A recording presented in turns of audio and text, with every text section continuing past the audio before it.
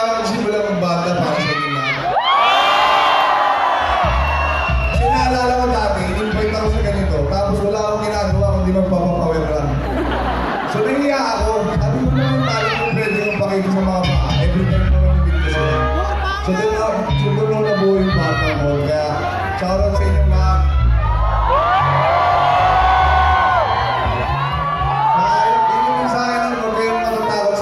Bagay na natatakot kayo. I-invite nyo, yung mga bagay na kinatatakutan nyo kasi ako dati takot ako mag-perform sa stage. Pinakasan ko na yung loob ko. Kaya sana lahat ng mga kabataan dito na nakikinig, dapat kayo din. Ibigin nyo yung mga pangarap ko sa buhay para awalan nyo na. Gusto ko para araw magkita-kita tayo sa taas. Ayos ba yun? Pag meron nang hihila sa inyo pababa, sasabihin nyo lang, wala kayong pake.